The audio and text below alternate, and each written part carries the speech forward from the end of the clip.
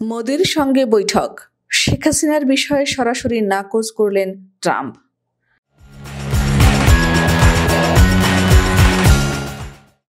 ভারতের প্রধানমন্ত্রী নরেন্দ্র মোদী যুক্তরাষ্ট্রের স্থানীয় সময় বৃহস্পতিবার ওয়াশিংটনে মার্কিন প্রেসিডেন্ট ডোনাল্ড ট্রাম্পের সঙ্গে দ্বিপাক্ষিক বৈঠক করেছেন। সাক্ষাতের পর মোদির সঙ্গে যৌথ সংবাদ সম্মেলন করেন ট্রাম্প। এ সময় সাংবাদিকদের এক প্রশ্নের জবাবে ট্রাম্প বাংলাদেশের ক্ষমতার পালাবদলের বিষয়ে অভিযোগ প্রত্যাখ্যান করেন। ট্রাম্প দ্বিতীয়বারের মতো হোয়াইট হাউসে ফিরে আসার পর প্রথমবারের মতো মোদি এবং ট্রাম্পের মধ্যে সাক্ষাৎ হয়। দুই নেতা হোয়াইট হাউসে দ্বিপাক্ষিক বিভিন্ন বিষয় নিয়ে আলোচনা করেছেন। আলোচনার মূল বিষয় ছিল বাণিজ্য শুল্ক এবং অভিবাসন। এনডিটিভির খবরে বলা হয়, দুই নেতা একে অপরের সাথে করমর্দন করেন এবং একে অপরকে জড়িয়ে ধরেন।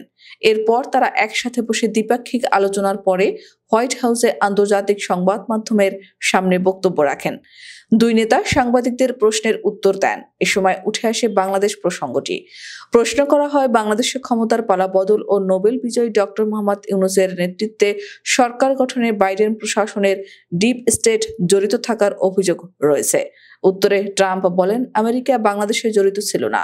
এই অভিযোগ সরাসরি নাকচ করে দেন ট্রাম্প। এরপর বাংলাদেশ প্রসঙ্গে বেশি কিছু না বলে সরাসরি এ প্রসঙ্গে মোদিকে কথা বলার জন্য বলেন তিনি। ডোনাল্ড ট্রাম্প বলেন, আমি বাংলাদেশ প্রসঙ্গটি প্রধানমন্ত্রী মোদির ওপর ছেড়ে দিচ্ছি। এরপর কথা বলা শুরু করেন মোদি।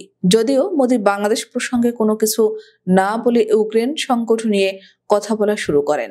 রাশিয়া ইউক্রেন যুদ্ধের অবসানে ভারতের সম্ভাব্য ভূমিকা সম্পর্কে প্রশ্নের উত্তরে ভারতের প্রধানমন্ত্রী বলেন, যুদ্ধের অবসানের সম্ভাব্য সমাধান খুঁজে বের করার জন্য ডোনাল্ড ট্রাম্পের প্রচেষ্টাকে আমি সমর্থন করি।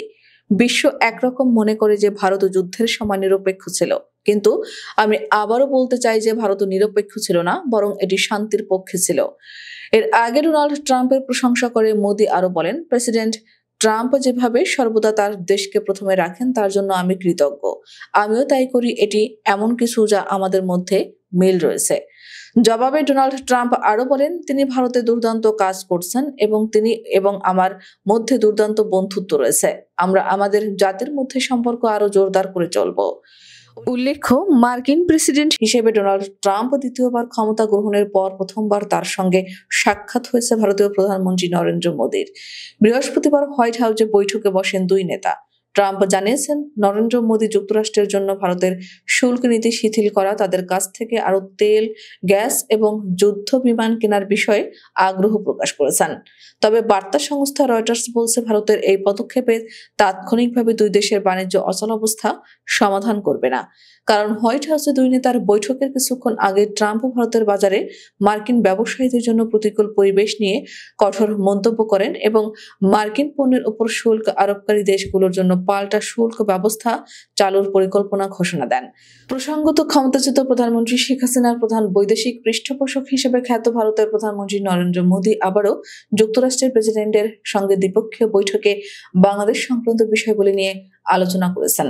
এর আগে প্রেসিডেন্ট জো বাইডেনের কাছে বাংলাদেশে সংখ্যালঘু নির্যাতনের অভিযোগ করে বাংলাদেশিদের সমালোচনার মুখে পড়েছিলেন হিন্দুত্ববাদী প্রধানমন্ত্রী মোদী।